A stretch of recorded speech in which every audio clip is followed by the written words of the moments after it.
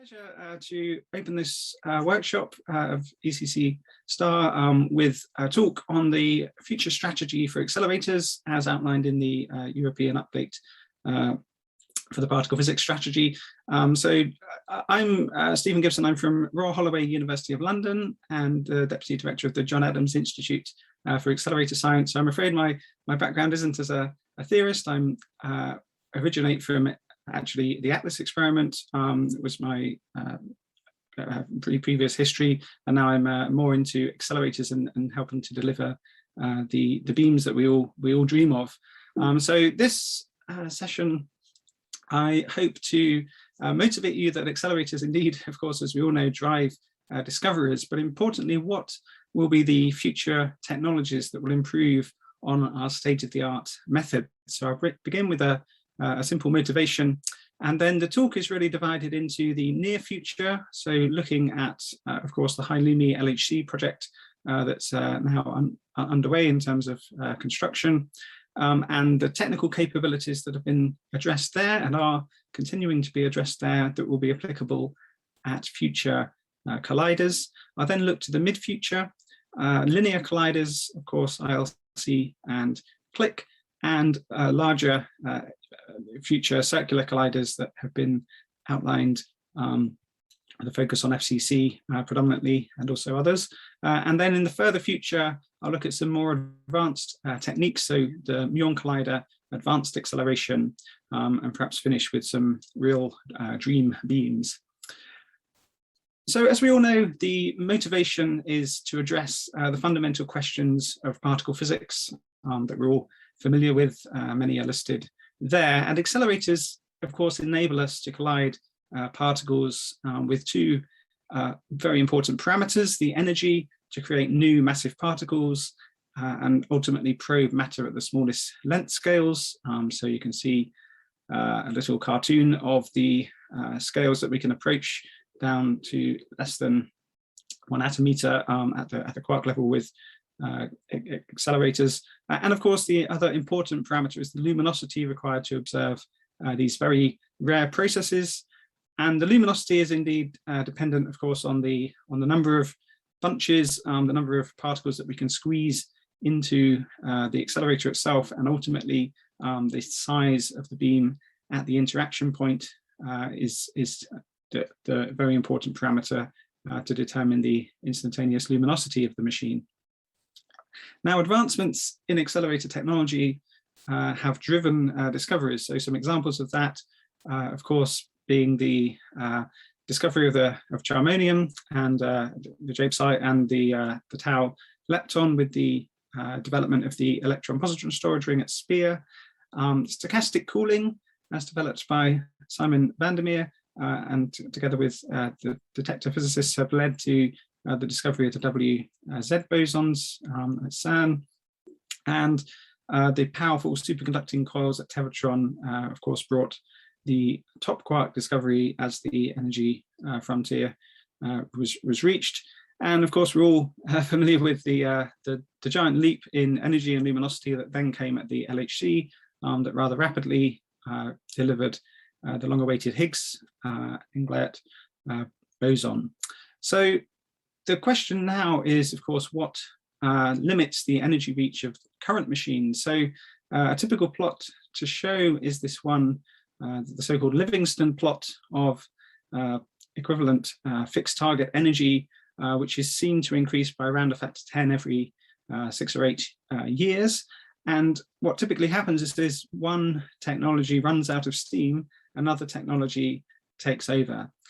Recently, this trend has softened slightly, and so the real question is, what are the next generation of breakthrough technologies needed for future accelerators in order for us to reach the much higher energies? Now, the limit, of course, is our familiar friend synchrotron radiation. As the charged particles are, as we all know, accelerated transversely in the magnetic field, they emit synchrotron radiation, which has a very strong dependence on the gamma factor here, a factor of power of 4. And so the mass of the particle that we accelerate is critical to the energy that can efficiently be achieved using accelerators. So the energy loss per turn must obviously be replenished by further acceleration. So there's a limit to the maximum energy that we can achieve, particularly when the particles we're accelerating have small mass, such as electrons or positrons.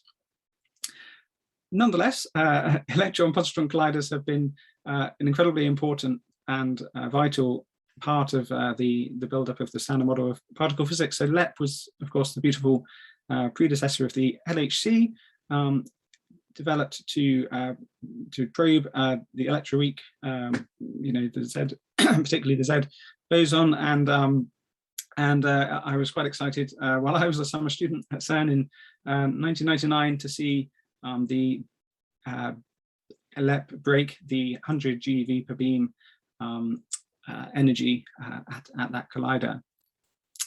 Now, how do we go beyond it for future colliders? So I think if we look at this simple expression for synchrotron energy loss per turn, there's various ways that you can attack the problem. You can increase the mass, but keep the same radius. So of course, this is what happened in going from LEP to the LHC. We replaced the electrons and positrons with protons. And of course, in the near future, we will have the high LUMI LHC projects, which uses a few other tricks to enhance the luminosity, which I'll explain shortly.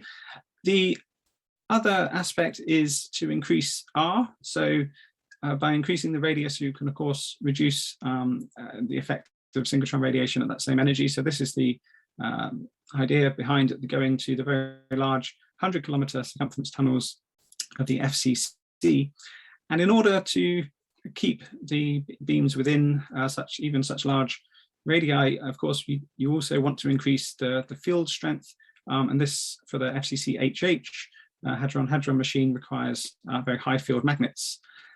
The other option is getting rid of synchrotron radiation altogether, effectively, by setting the radius to infinity. And this is what we have in terms of linear colliders. There, of course, you can no longer accelerate on every turn of the circular accelerator, so you have to have very high gradient acceleration. In particular, superconducting RF structures or other advanced concepts to create a very high gradient acceleration. So potentially also advanced accelerator concepts, plasma Wakefield, and other even energy recovery LINACs fall into this broad category. Another option is to switch to a higher mass of the particle that we're considering. And the key one there is, of course, the Muon Collider. Switching from electrons to muons will increase the mass significantly, which ultimately then reduces your synchrotron radiation. The challenge is then to produce and capture these intense beams of rather short-lived muons and accelerate them such that they live longer in the lab frame. So I'll come to all of those in turn, but I'd like to begin just by outlining the technology pillars that were identified in the 2020 EU strategy update. So there were, well, in principle, around 5 pillars, but I squeezed them into the 4 pillars of this lovely ECT style building that we've already seen, the wonderful villa in Trento. Essentially, we have high field magnets, including high temperature superconductors, that forms the first pillar. High gradient acceleration is really split into 2 pillars for both laser plasma acceleration and also high gradient RF structures. And then the idea to create very bright muon beams and also energy recovery LINACs.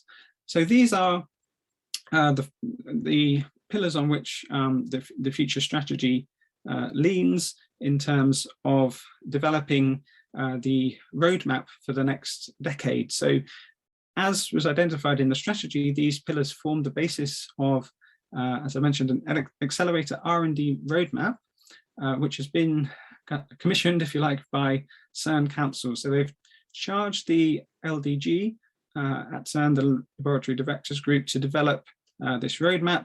The council is expected to decide on the roadmap by the end of 2021. So there's been input of course, from the community through different broad working groups. So people have been put in charge of each different pillar. And indeed, the latest update on that input and the progression of this roadmap was given at a meeting that I've linked to there, the symposium. And the idea, of course, is that this roadmap helps define R&D over the next decade towards, it's really the underpinning technology behind the future colliders. Of course, the other major challenge is not only technical, but political. This was an interesting quote from a British politician, Lord Elton, during the debate on whether or not to build the LHC. So he said, "My lords, can my noble friend tell us what a Large Hadron Collider is and whether a smaller one might not do?" Indeed, convincing the politicians is something that we all need to do, and of course convincing the public to build the next major machine. At the time, a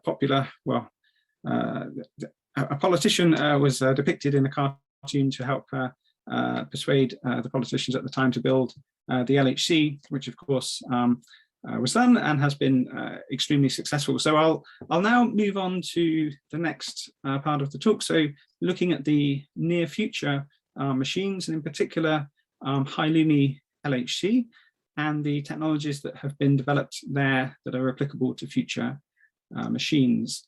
So number one in the update of the strategy is the successful completion of the high Lumi upgrade of the machine and also the detectors. So this is really the focal point of European particle physics, and fulfilling the physics potential of the LHC and the high Lumi LHC is obviously a top priority. So the performance at current LHC has exceeded the yearly targets. You can see the increase in delivered luminosity each year. The total what luminosity achieved in run 2 was over the target. It was around 160 inverse femtobarns.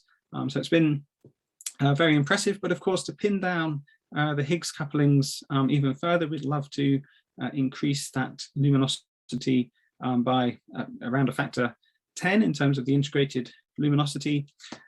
And that can be done as follows. So the plan, of course, in the short term is to increase the energy up to the nominal design energy of the LHC. So this is the latest schedule of the high Lumi LHC.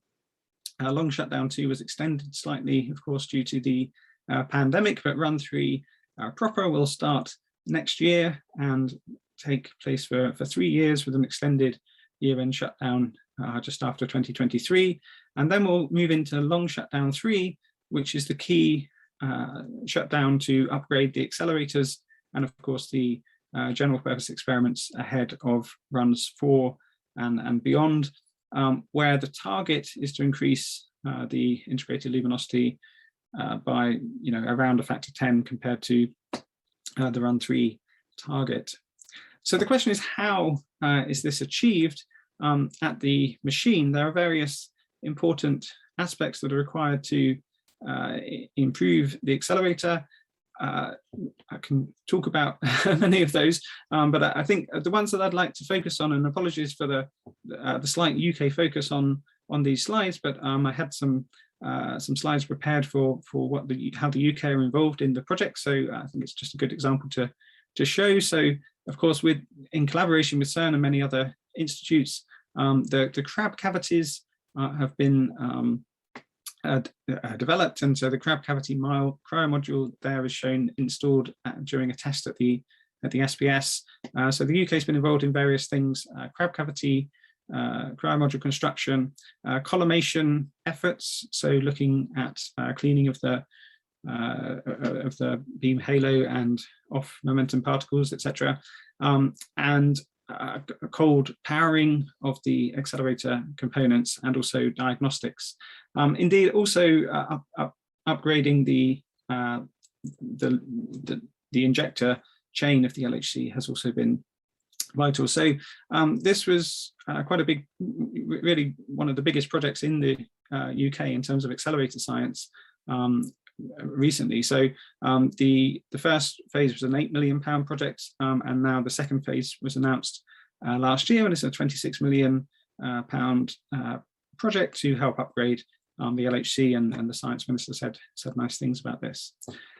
So I'd like to focus first on the LHC injector upgrade. So a couple of years ago now, Frederick Baudry, the director for Accelerators and Technology at the time, switched off LINAC 2, and of course that machine that served CERN so well has been replaced now by LINAC 4, which is a H-ion accelerator that goes up to 160 MeV rather than the 50 MeV of LINAC 2.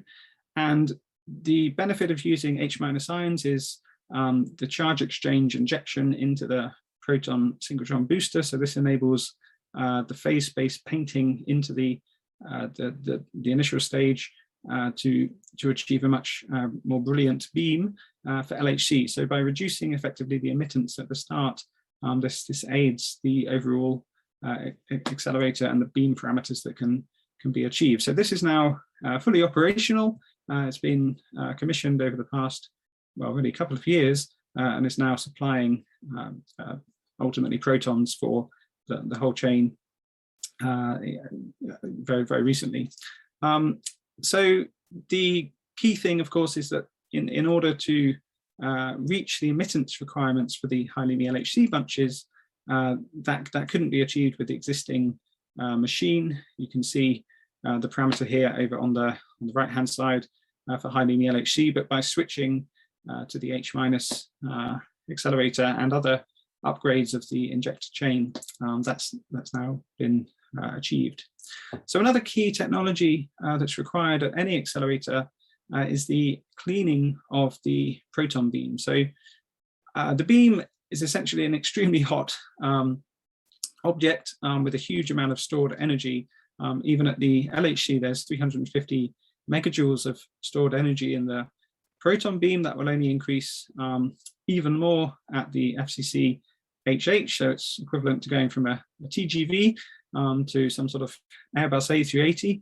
And of course, this extremely energetic beam is traveling next to a superconducting magnet, which of course you don't want to quench in any way. So even though not many particles would escape from the beam pipe, the factor is so large that even if a small fraction do, it risks quenching the superconducting magnet. So the collimation system is there to protect the machine and carefully and safely clean the primary beam halo from the circulating beam and extract it into absorbers, essentially through a multi-stage collimation system.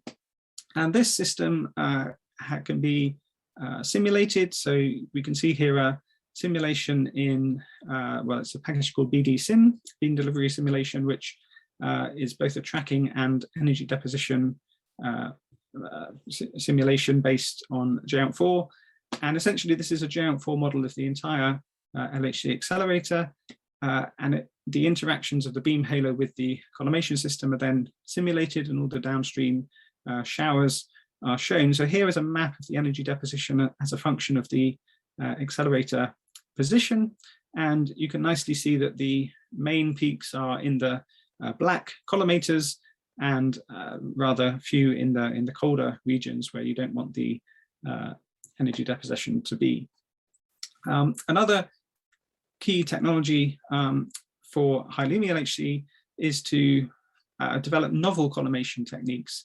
So simply putting a block of material as the primary collimator when you have such high intensity bunches sometimes isn't really sufficient. We need better techniques to more efficiently direct the particles away from the primary beam.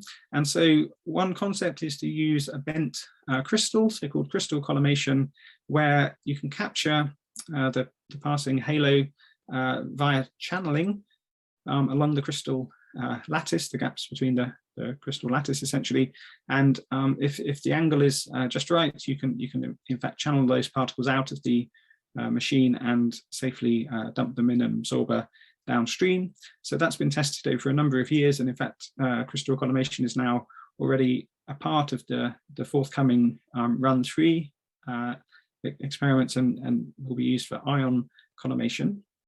Another novel collimation technique that's been developed is the hollow electron lens technology. So by having a co-propagating beam of electrons, then that effectively enables you to extract the halo particles from around the beam core and safely extract them. So that's been tested at RIC and is now also a baseline technology that's being used for the high linear LHC.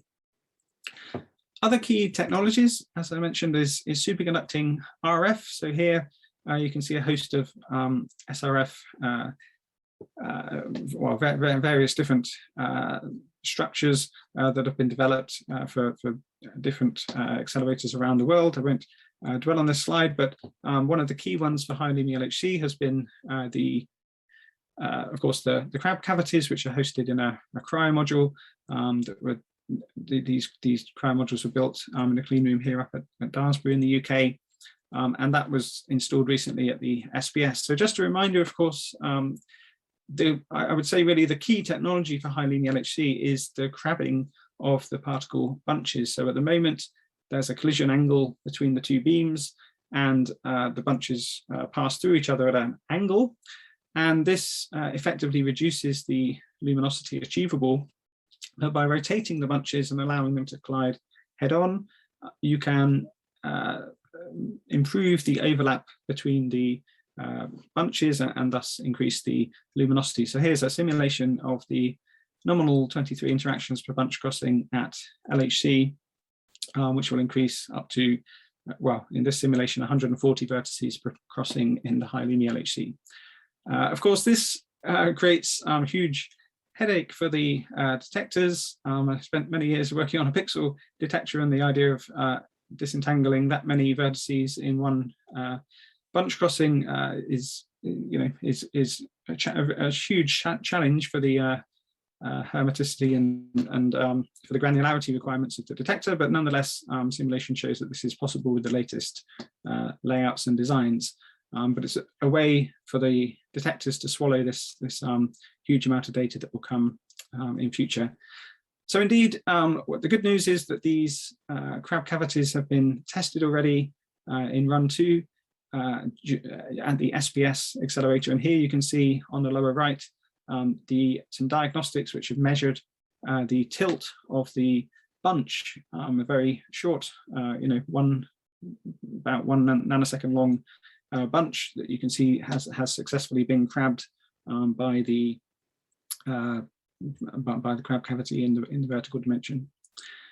Another important technology is then beam diagnostics. So you can see already that beam diagnostics is required here to measure the crabbing, but to be able to fully characterize these circulating beams that have enormous intensity now compared to standard the standard LHC, well, it will increase around a factor 2 or 3, and this means that traditional diagnostics, and particularly invasive diagnostics, is becoming more and more out of fashion. So the thrust is to go for non-invasive techniques that allow you to still measure the important parameters of the particle bunches. So the gas jet example here allows you to measure the profile of the beam as it passes by. Indeed, also the crab rotation of the bunches using an electro-optic technique is also being developed that could be also useful for the extremely challenging sub-picosecond requirements for the FCC-EE electron bunches. Indeed, another example of diagnostics has been essentially to use light or even the synchrotron radiation itself to measure the bunch length in the longitudinal direction, and also Cherenkov diffraction radiation can also help with extracting these important bunch parameters. So I won't dwell too much on this technology. I'd like to move more to the strategy, but just one more is the laser engineered surfaces. So of course, to mitigate the buildup of the electron clouds in the accelerator, a good idea has been to treat the surface walls of the accelerator with a laser, which etches or creates grooves in the accelerator wall. And this has been shown to limit the buildup of the electron cloud. And so there's been actually a nice automated robot developed that will go inside the beam pipe to treat the beam streams at the highly neat LHC. Okay, so in general, what I'm trying to convince you, I hope, is that in order to address and build future accelerators, the technologies, the underpinning technologies are absolutely vital. So there's a wide range of different technologies that I've rather quickly outlined. And indeed, this was an important point in the strategy update, that this underpinning technology basically enables the reach of high energy and high intensity colliders. And there's, of course, the call to intensify accelerator R&D and sustain it with resources. So now I'd like to move on to looking at the mid-future, and in particular a Higgs factory in the form of either linear collider and or future circular collider. So this was identified as a high priority future initiative. The highest priority next machine is an electron-positron Higgs factory as identified by the strategy. And so taking first the International Linear Collider, of course, our Japanese friends and colleagues have identified this as a potential host for the ILC. And I think the statement in the strategy is that should Japan proceed, the European particle physics community would certainly wish to collaborate on such a prestigious machine. So just a reminder of what the ILC can do. It's quite a mature, complete technology in the sense that the technology has already been developed. So for example, the XFEL at DAISY, which is a superconducting LINAC, is essentially a 20 GeV prototype of an ILC. And the nice part about an E plus E minus Higgs factory is that the energy, center of mass energy, is tunable, so you can scan through the various branching channels of the Higgs. The original concept was for two different potential energies. So for Higgs Strahlung production, you need a machine of around 250 GeV to produce this channel, and for double Higgs production, to probe the Higgs self-coupling, a machine up at around 500 GeV or so have been proposed. A while ago, there was a proposal to stage the machine. So rather than going straight for a 500 GeV machine, to first begin, for cost reasons, with a 250 GeV machine. So you can compare some of the beam parameters here on the right-hand side. But nonetheless, some of the ones which impressed me the most is actually the challenge of then making the bunches collide with each other. So the vertical beam size at this ILC is at the level of a few nanometers, and this is exceptionally challenging. So it's like firing bullets to hit in the middle, except of course that the people firing the bullets are on different planets. So it requires incredibly precise both beam measurements to identify where the particles are on average, and then also a very fast feedback system on nanosecond timescales in order to correct, for example, the next bunch coming in and ensure that the beams stay on target.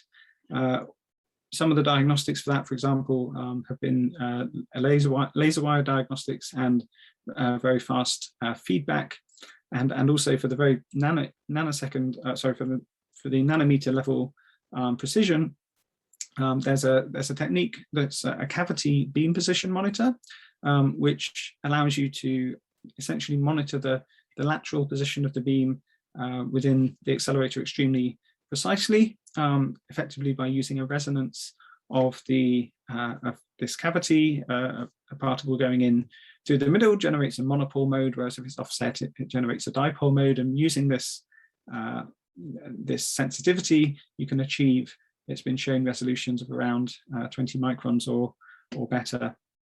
So these systems have been built and tested, particularly at the Accelerator Test Facility 2 over in KEK, and proven as a demonstrator for the final focus system of the ILC.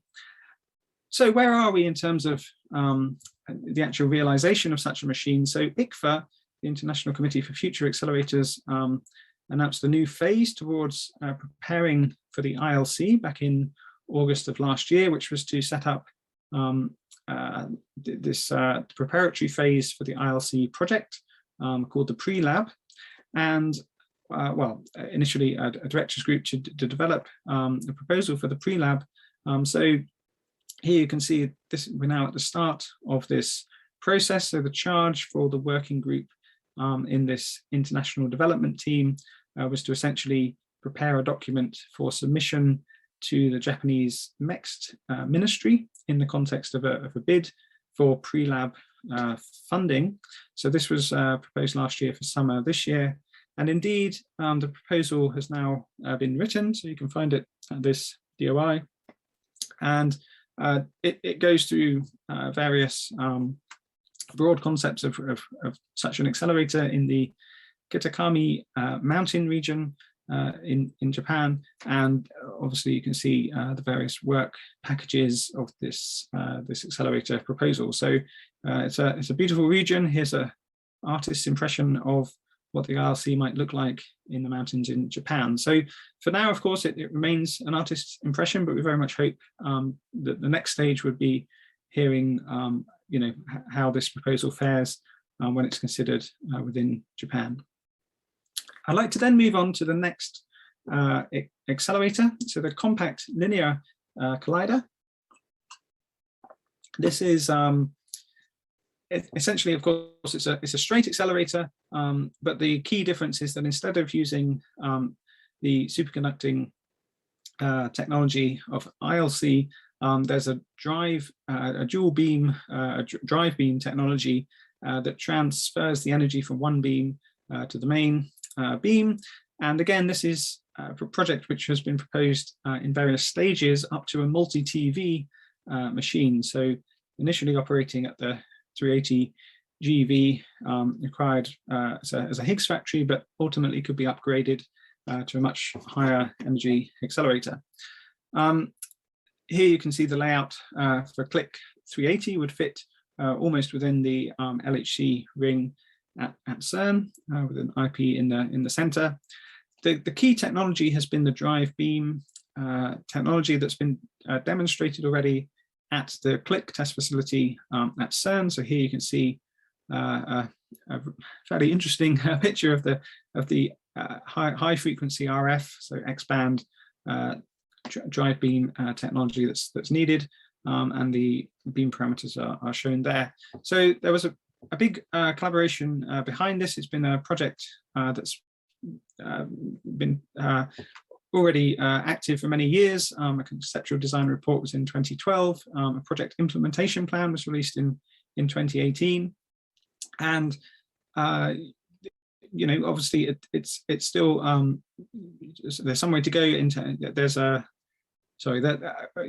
outlined requirements are obviously shown on this slide, and the future planning for what the integrated luminosity could look like is shown here. So the European strategy was rather careful in its formulation. It obviously highlighted that a Higgs factory, an E plus E minus Higgs factory is the next big machine. So Click wasn't excluded, but at the same time there has been quite a clear emphasis also within the strategy for a 100-kilometer collider. So let's look now at that. update. So the wording in the strategy is shown here. So it's talking about a center of mass energy of at least 100 TeV as an electron, positron, and electroweak factory as the first possible stage.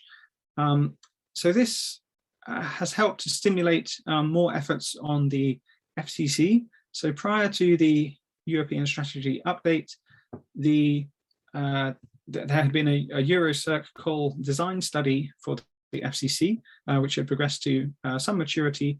But since the, if you like, the key statement here in the strategy pointing towards an FCC as the next big machine at CERN potentially, then that's helped to launch the FCC Innovation Study, which launched just after the strategy update in November of 2020 last year.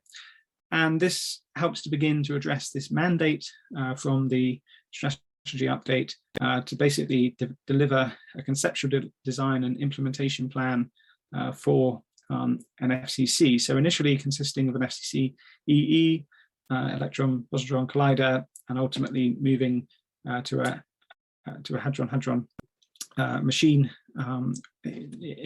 as the strategy has outlined. And of course, there's also studies for the EH collider. So there's been a number of collaboration weeks throughout the original design study, and most recently there was one held in July. So I linked the agenda there if you're interested to find out more. But nonetheless, it's a incredibly impressive machine. So it looks like it would fit just neatly between the Jura and going around the Selev Mountains on the far side of Geneva. So it's an incredibly large machine, 100-kilometer tunnel. This is for the HH design. You can see it could reach with protons a collision energy of 100 TeV if the dipole field is using the high field technology reaches 16 Tesla. The stored energy, as I mentioned, is also colossal. So this scares the physicists in terms of the stored beam energy, but nonetheless, the collimation techniques that I outlined earlier help to go some way to containing this impressive device. So there was one a collaboration week that took place in the Netherlands in April in 2018, and indeed I think the Dutch press caught on to the ambitions of particle and accelerator physicists and asked what the largest particle accelerator on Earth might look like. And of course, it's a rather nice picture to see this one going around the whole world. But nonetheless, the one that has been proposed is shown here. So the FCC week that was held recently, it's in June. It was covering the end of June and July this year. It shows here. So we have a FCC EE as the Higgs factory that allows you to probe first of all going through the different electroweak poles and basically study each in turn. So it's still a relatively low energy machine compared to others because there's still the synchrotron radiation even in such a large tunnel, but nonetheless it allows you to get to the energies required for the Higgs factory. And then the next stage would be to reach much higher energy using the hadrons with other ion and EH options included. You can see the first stage, the EE collider parameters shown here. So operating at the different poles, as I mentioned, here you can see the parameters for each of the operating points. And yeah, I think these parameters look, obviously they look achievable. I think one of the key ones is of course efficiency, and the basically the luminosity that can be produced for a given wall plug power, as shown on this plot. So this is a plot for various future machines, the FCC EE, Click and ILC that we've mentioned, and of course the Muon Collider that I'll come on to discussing shortly. And you can see at the lower energies, the FCC EE is rather efficient for the for the slightly lower energy holes. I think that's the aim of this plot. So for a Higgs Stralong production, it looks to be, almost a factor 10 above what ILC could produce, but of course it's limited at the higher energies by synchrotron radiation, in which case you then need to switch to a different lepton to improve your efficiency. Efficiency in the design of the klystrons is also somewhere we can make good savings. So there's been some studies of high efficiency klystron design. So these are, of course, you're aware the klystrons are the devices that provide the RF power to the accelerators to produce the acceleration. So even just an 80% efficiency improvement or an upgrade from being an efficient klystron with efficiency of 60 to 80% gives you a very large saving in terms of the electricity bill and the wasted heat. And in terms of being efficient and effectively the green credentials of any future accelerator have to take into account the energy that will be used at such a machine. So improving the efficiency of these klystrons is rather important. You can see a significant cost saving in terms of millions of Swiss francs per year if you can improve the efficiency of such devices. The operational model of the FCC-EE is depicted here. So with the with the rather impressive numbers in terms of the total luminosity that can be achieved, or would in principle be achieved for the different run times at the various stages of this machine. So the total program is a 14 to 15 years, with phase 1 focusing on the Z, W, and H holes, and then with phase 2 looking at the top production. Moving then to FCC-HH, this is of course a later stage machine. It requires the high field magnets in order to reach the very high collision energy of 100 TeV as the next discovery machine. This would obviously increase the center of mass energy and also in principle the peak luminosity that could be achieved by an order of magnitude. So it's a very impressive parameters in terms of this machine. The key technology that's the limiting factor is the availability of high field magnets that are operational and reliable over the lifetime of such an accelerator. So there has been launched a worldwide program to develop high field superconducting magnets. So niobium tin is one of the key technologies that is being investigated. So basically in the labs, the target has been already demonstrated in some models, but the key question I think is then reliability and making the transition from these different prototypes to things that can be mass produced and developed for LHC. So of course the 16 Tesla dipole design activities are ongoing. You can see a few examples of the different magnets shown on this slide, and actually at the symposium that I mentioned earlier, there was an update on the magnet technology. So I'm not a magnet physicist, so I won't attempt to describe this in much detail, but essentially the highest field has been attained in these programs, but it's about making the fields now more and more reliable for mass production. Okay, so I would encourage you to look at the symposium slides for more details on this high field magnet technology. Okay, another important feature of the FCC has been the documentation that's come from this. So it's a huge international collaboration now with a large number of contributors. The CDR was published now a few years ago, back in pre-pandemic 2019, and these are all accessible on the web pages.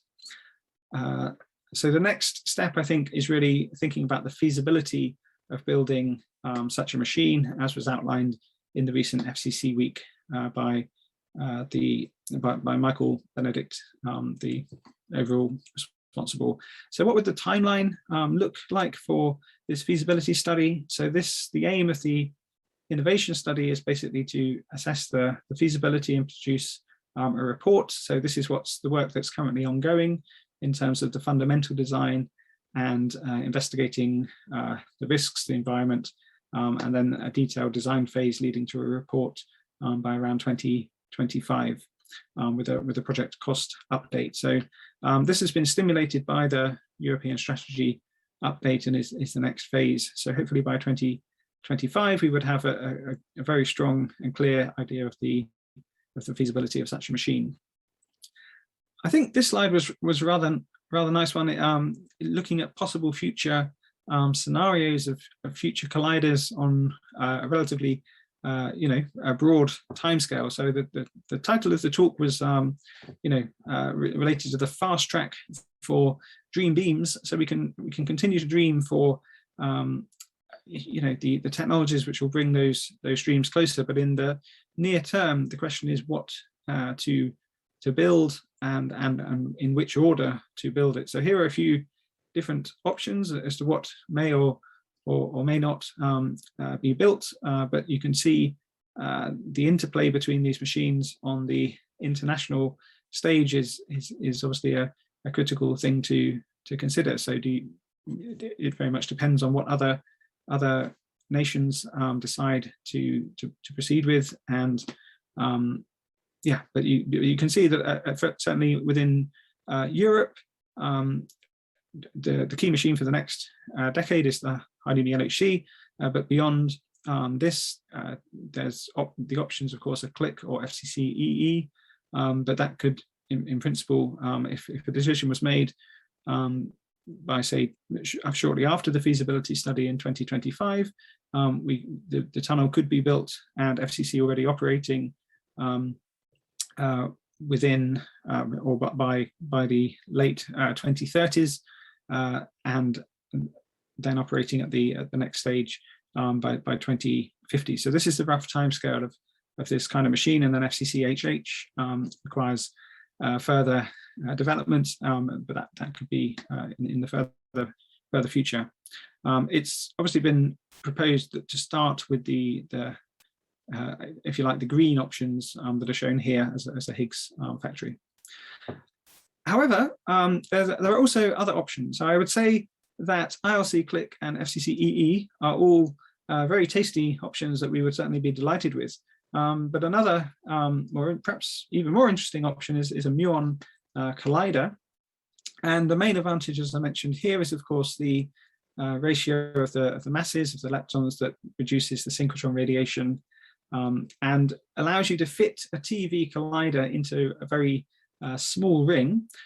Now, that sounds wonderful. The technical challenge is, of course, that the muon lifetime is rather short in the global scheme of things, and so we need to be able to create the muons. And what typically happens when muons are created efficiently by sending protons onto target and then allowing, of course, the pion decays to extract the muons. This creates not so much of a beam, but more of an emerging cloud of muons. So it's an extremely, has a very large divergence.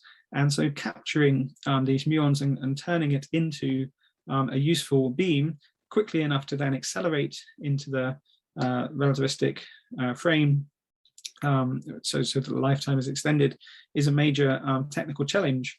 But nonetheless, it's being addressed by now a strong collaboration. But let's first look at the overall benefits of a muon collider. So a 4 TeV muon collider would fit on the former site of the Tevatron, as is depicted on the right.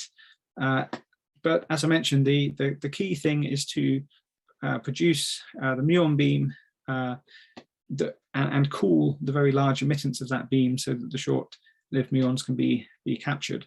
So beam quality, the cost of such a facility, and beam power, being able to not only produce muons, but produce enough muons for a collider is key for such a machine. Another important aspect of muon colliders is the machine detector interface. So even after acceleration, muon beams can decay and those products interact with the machine components. And so the typical beam-induced backgrounds that might be expected at the detector, those fluxes are in principle much higher at a muon collider than at a, at either a proton or certainly plus E minus machine. This is a key aspect for simulation and shielding and protection of the detector in order to reduce the beam background, which would be significant at a muon collider. So the basic scheme of such a muon collider, the so-called MAP scheme, is to have a proton source onto a target.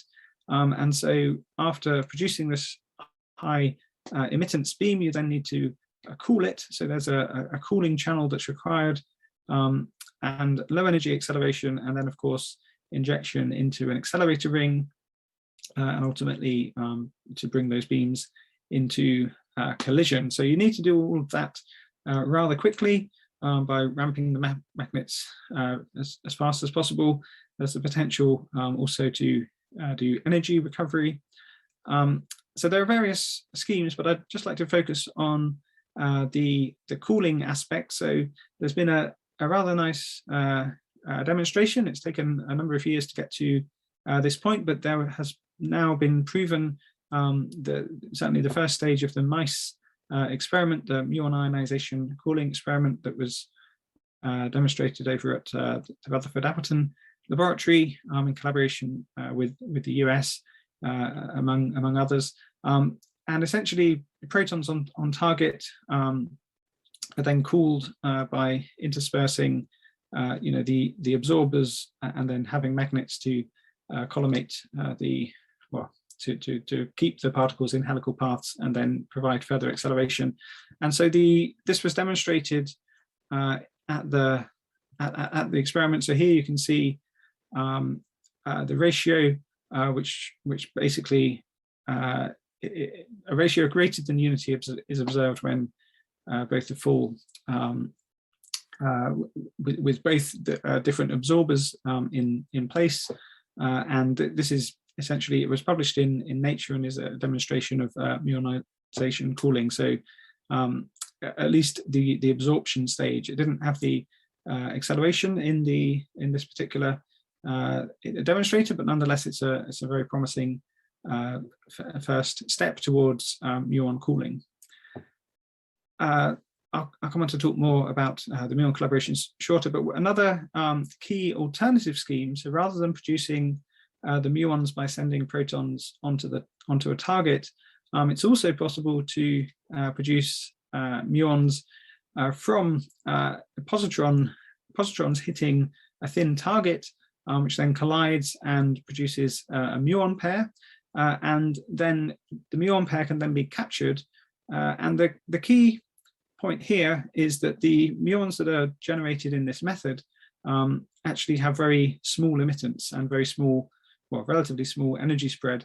And so therefore, there's no need for the cooling technique that's required in the alternative MAPS design. The downside, of course, is that the production cross-section for this process is quite a bit smaller than it would be for protons on target, but nonetheless, it's a very interesting concept. I think it's quite a hot topic in INFN and has been developed conceptually. So the latter stages then look rather similar beyond the MAPS acceleration, but that initial concept of producing muons just above threshold is a rather nice one that's now being further developed. Another concept which is even more recent has been essentially to use a very high energy light beam to collide with an electron machine. So effectively an X-ray FEL is used as the basis to produce muons from that interaction between the electron and the gamma. This gives you muon plus minus pair. And this is still a very relatively early concept, but nonetheless, it's also rather a promising one in terms of creating the source for a muon accumulator ring. So again, there's more details on this concept in the symposium and this paper by Camilla and others. So what I would say about the Muon Colliders is that the collaboration is now coalescing and growing, particularly as in response to what was outlined as a key technology for future accelerators in the European strategy. So this Muon Collider collaboration has begun to meet, I would say, in earnest this year in particular, and there's been various collaboration meetings or community meetings, the most recent one in July, and this the options, I think their main focus at the moment is on the MAPS scheme as what might be called the baseline, but other schemes are also under investigation. But Daniel Schulte here outlined the options for progressing with a 3 TeV Muon Collider as, if you like, the first stage. There's also plans for potentially a 10 TeV Muon Collider, but here you can see the timescale is ambitious, but still certainly one that's been considered and looks possible. So this could be a relatively fast track development towards the beginning of construction in only 17 years from now. So the baseline design is already being prepared, and so if that can be completed, say by 2026, and optimized, then construction could begin within 17 years. Again, the key selling point, I suppose, for the Muon Collider is that it allows us to reach the much higher energies than is really achievable using just a linear collider such as CLIC or the ILC. It allows you to keep on increasing to higher and higher energies as you because the luminosity per beam power increases with the energy in a Muon Collider, whereas it's limited in the linear colliders. Okay, I'd like in the final part of the talk just to now start dreaming a little bit bigger. So the key question for any accelerator is how to improve the accelerating gradient beyond what's conventionally achievable with standard RF technology. So even with CLIC, which is a very advanced standard technology, that can only achieve around 100 megavolts per meter. So if we could improve on this, we could get to much smaller machines in principle. And so there are various, if you like, tabletop accelerators. I think it will be a rather large and long table, but nonetheless tabletop accelerators that can be considered. One of the first here is the dielectric laser accelerators. So here the concept, as is shown on the finger of this gentleman, I think, developed by the team at SLAC, has been to use a transverse laser to illuminate essentially a grating, and the actual electric field at optical wavelengths is then applied, because it's a transverse wave, it gives you acceleration tangential to the gradient, to the grating direction. And so this has been shown to produce very high energy acceleration. Of course, there are still issues in terms of the energy spread of such a device, and indeed staging, putting together lots of different such devices is the next challenge to be addressed for an operational accelerator, but certainly a very interesting and key concept. An alternative is to, rather than using such small devices based on optical wavelengths, to ease the manufacture. It's been proposed to build structures that operate at terahertz wavelengths, which allows you to operate more on the millimeter scale for devices. And indeed, there's been a few recent demonstrations of terahertz accelerated beams. So far, the the absolute magnitude has not been obviously as large as needed, but the gradient has been rather impressive. So that work continues.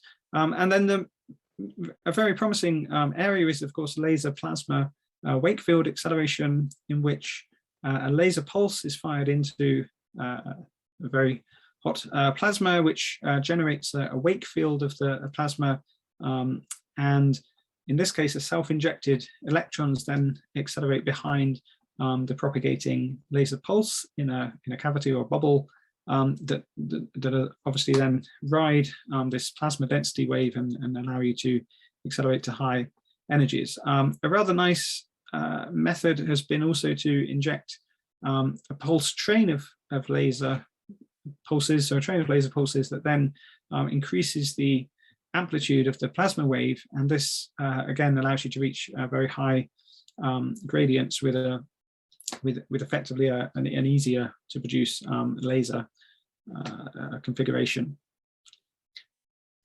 And of course, we're aware also of the Awake experiment at CERN. So this is, instead of using a laser to drive the plasma wake field, using an actual particle beam. So in this case, a proton beam from the SPS was driven into, I think it was a rubidium target, and that generates a wake field in the wake of this this short pulse that then generates the acceleration as is shown. So this was demonstrated in run 2, and there's a further experiments planned in Awake 2 that will be in operation in run 3. So this showed already the successful acceleration of around 15 MeV injected electrons up to 0.8 GeV, but the idea is to go much higher. So although I think what I would say is that although the technologies in terms of advanced acceleration still seem relatively low compared to the beam energies that we of course require in future, they're on a development curve, much like a Livingston plot, and they are catching up. So I think the point is to watch this space, because it could well be that if not the next machine, certainly the next machine could well be driven by some of these very advanced techniques. So yeah, let's consider this. Of course, the devil is in the detail, and thinking about the size of such an accelerator of all the ones that we've mentioned so far, you can see a comparison on the scale of such accelerators. So here you can see a plasma linear collider could really be, perhaps just a few kilometers in size compared to some of the very large machines which have been proposed. I'd like to conclude with one real dream beam, which has recently been proposed on the archive by our good colleagues, including Frank Zimmerman here. So this is for an accelerator, a very high energy hadronic collider on the Moon that would go all the way around one of the great circles of the Moon. So there's been rather an impressive machine that could in principle reach 14 PeV. So this is, I think, a slightly tongue-in-cheek study, but nonetheless, it shows the ambition of accelerators, and in particular, this rather nice comment in the abstract that a circular collider on the Moon, CMM, would serve as an important stepping stone towards a Planck scale collider sited in our solar system. So indeed, physicists and accelerator physicists can dream big, and I think with the technologies that are being developed, anything could be possible for future generations. I think time's clearly up, so I will conclude there, and feel free to open the floor to questions, but I'd just like to outline, again, thanks to the organizers and to all who have contributed slides for the talk. And I think, overall, much progress has been made, but further innovation is needed to address the challenges of future colliders. So I'll stop there and open the floor to questions.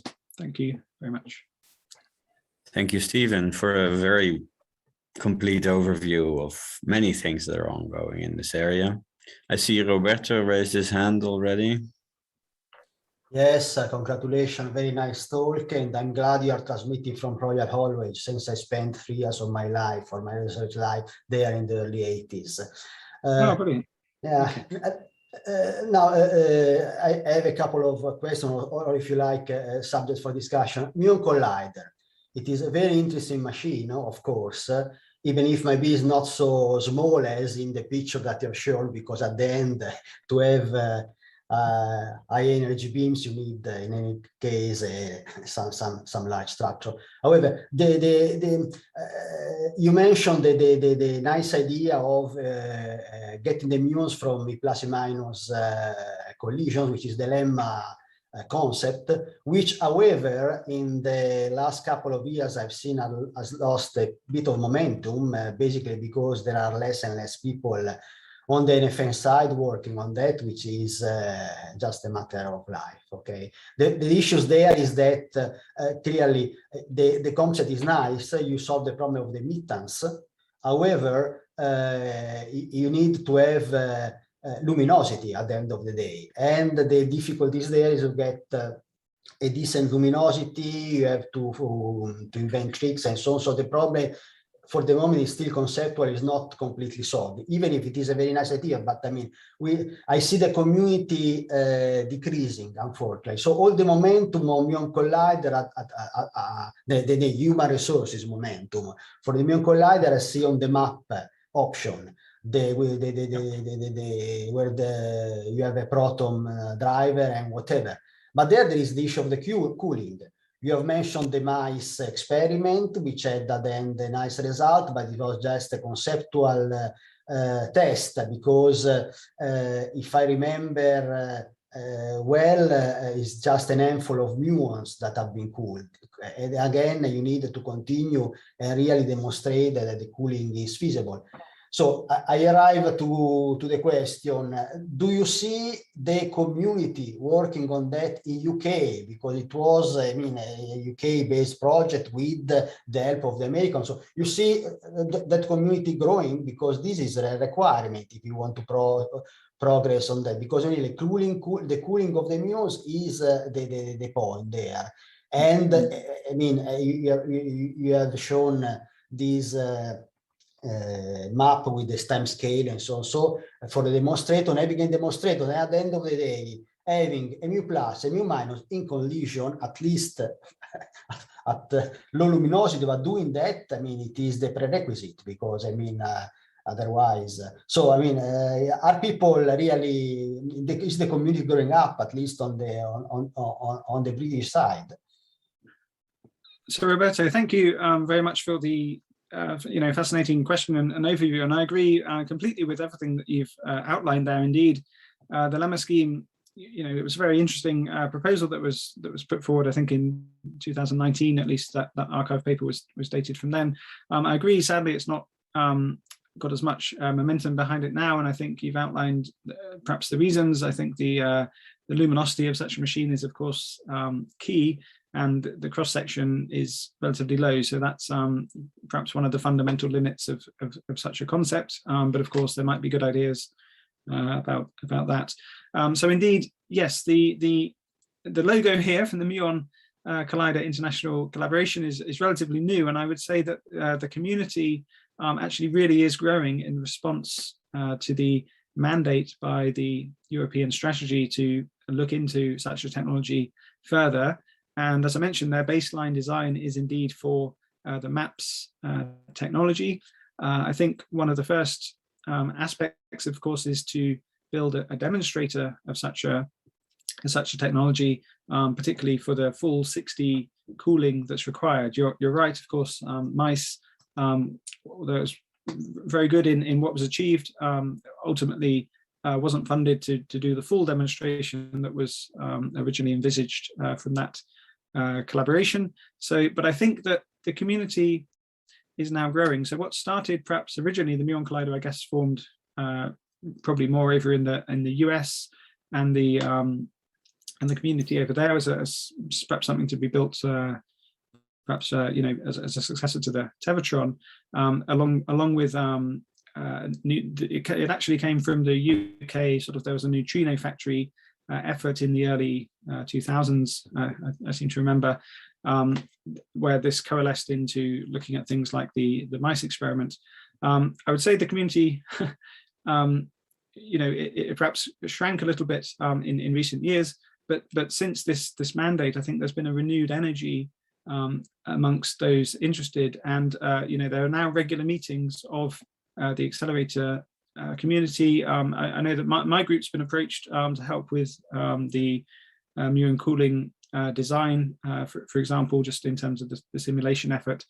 So I think it's Chris Rogers who's helping to lead that design. Of course, there's Ken Long at Imperial, who's looking also at the New Storm project as a potential parallel effort on such a device over at CERN. So I think the community is growing. So I think there's a positive energy, shall we say, that's coming out, and it's focused on certainly,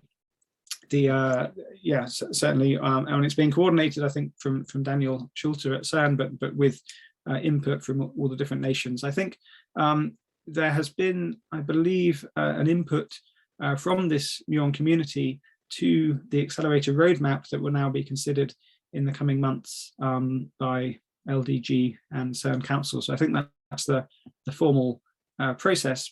But yeah, I hope that answers your question. I don't know. Okay, thanks. Okay, thank you. Okay, any questions to Stephen? Just raise your hand, or you can even speak up because it's a small enough crowd at the moment. If there's no urgent question, I would like to provoke some discussion. I liked how you started off with this Livingston plot, right? It's history, but it might give us a taste of what happens in this field, and might extrapolate into the future. Now, some of that progress was scaling, right? The first colliders were smaller than the ones we have now, but a lot of the progress is innovation. And you mentioned that when we run out of gradient on these plots in one technology, we've been fortunate enough that something else came along and took over. So my diagnosis of the field would be that the next generation of colliders must, of course, be built with technology we've known well enough, we've seen mature, we've commissioned even already. But probably the next generation of colliders must be built with something new. Now, it's encouraging to see all the progress in advanced accelerating strategies.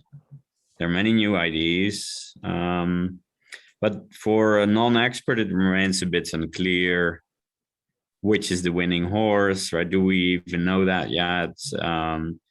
Is there enough funding flowing into this that we could tell by the next strategy where the bet of the field should be? Should we invest in plasma Wakefield? Should we really get this Muon Collider effort going to the level that it could make enough progress? The strategy, I think, is political, right? It lists the options, but it doesn't really single out one path into the future. Do you dare to present maybe your personal preference or your personal view on this?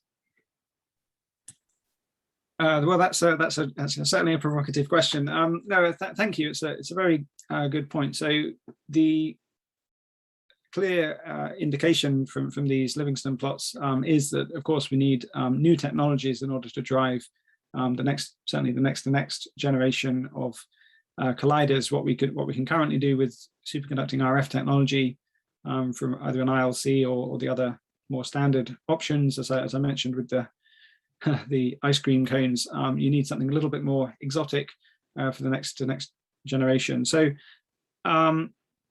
I think I would be slightly political in saying that I think you can certainly do both in terms of the Muon Collider alongside let's say advanced plasma type acceleration or even dielectric. So I think the grouping of advanced acceleration in terms of laser plasma, proton driven plasma, or dielectric or laser Wakefield has been something that's growing in terms of community. Certainly I see that within the UK. I think however, the community is still relatively spread out, so it tends to be smaller groups working relatively independently. And I think certainly within the UK there is the push to get the groups interacting more together and forming a broader community and a roadmap of this advanced the advanced techniques to have more coordination. And I think doing that will allow us to then identify the correct steps going forward. So my preference would be for more people to be working together within the advanced community. So we've seen that already with the Awake project is an example of a large collaboration that's worked rather well. It's been successful in obtaining funding, but doing that also with laser plasma and the other dielectric concepts is important. But there are fundamental limits to all of these technologies, but also very bright ideas that are coming out. So there's one method called the Trojan horse method that somehow hides it's a bit detailed, but it's a method that's a laser plasma method that looks rather promising in terms of beam energy production that was relatively recently funded by STFC.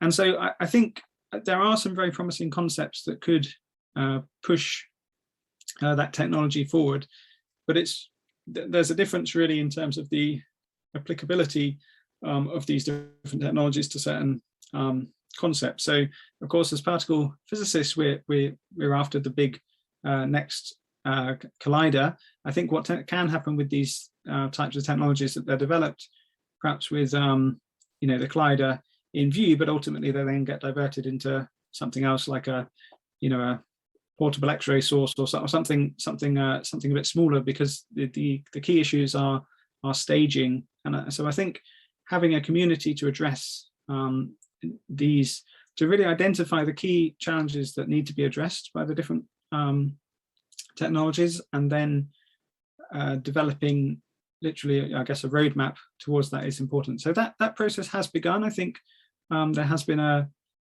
community recently formed for terahertz acceleration in the UK. I know it's also, I think, quite strong in Germany. And so, yeah, I think more coordination there is needed. I personally find the Muon Collider a rather fascinating option. I mean, the one perhaps to be, you asked me at the beginning to be provocative. I mean, the other key thing, particularly with the global situation as it is now following the pandemic, is convincing the public that particle physics and investing in the next big collider is an important thing to do, as humanity, compared to other major investments. So I think being sensible about the cost scale that we can realistically afford to convince our funding agencies collectively that this is really important, and certainly for theoreticians to say to motivate these different machines, I think is also the next big thing that needs to happen. What's the theoretical motivation to go to 100 TeV machine? Should we be focused on the understanding the Higgs in a bit more detail. So perhaps I'll leave it there because I can see another something that's popped up in the chat. But yeah, I hope that helps to start discussion, perhaps. Yeah. Roberto with Franceschini. Yeah, thanks, Stephen, for that answer. I think it's very important that we get everything right, both the motivation, but also the accelerator technology. I think it is vital if we're going to continue this quest that has been ongoing for nearly a century already. We do need, I think, to invest in advanced accelerator technologies. And for many of us, it's just not clear what is the right choice. And maybe tomorrow a new paper appears that has the right answer to all this. We'll see. I think it's very important that we push this frontier. Roberto Franceschini, you were hoping to ask something. Yes, can you hear me? Yes. Okay. I just wrote it in the chat just while you were talking, but you were discussing what is the next to next machine, and apparently everybody agrees that Muon Collider goes in that box, and I think I agree as well. However, at that point, the question came to mind. What is the status that is required for these high field magnets that are necessary to give a meaning to the FCC-HH? When we discussed this, I think it was 2025 in your slides, this plan to have a feasibility study completed for FCC. What degree of firmness, if you want, on the conclusion the magnets are feasible is required by 2025? Is it something already discussed or known, or it's best effort, let's say, by that day? I mean, I think the mandate from the current strategy has been. Sorry, thank you for the excellent question. Sorry, I should start always with that, of course.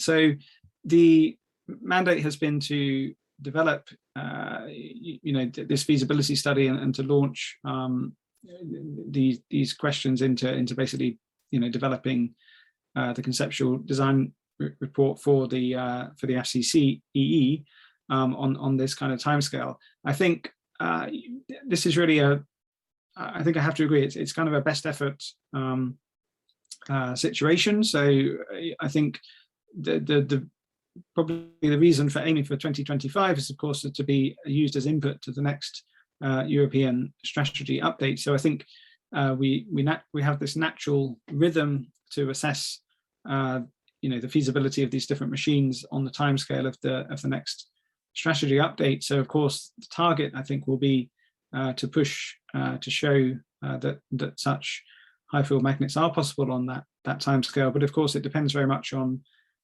the funding of such developments. I mean, it's clearly a challenge, right? I mean, you see that with the 16 with the high field magnets for the LHC that were not able to be installed as soon as was hoped. I mean, that was a delay because of concerns over reliability and production of these high field magnets. And of course, for the high NUMI LHC, it's important that gets fixed on the timescale of LS3. And so I think if not in 2025, I mean, it should hopefully be there in time for the high NUMI LHC as an important part of that project. And so one would then therefore hope that on that similar timescale we would have the answer that we would need. So I would tentatively say it is critical, but of course it's a work in progress. So we have to see how our colleagues in the magnet field, sorry for the pun, can continue. So yeah, don't know whether others may have other comments on that one. Yeah, I guess the strategy doesn't define the criteria for declaring the FCC feasible, or the Muon Collider is now studying whether it's possible to build such a machine. And I think we'll see when all the results are in, how it all adds up, right? It's very hard to define a set of acceptance criteria for the project to go ahead, of course, but yeah. Okay. Is there one more question? We're nominally 10 minutes into our lunch break, but I think it's been very interesting. So.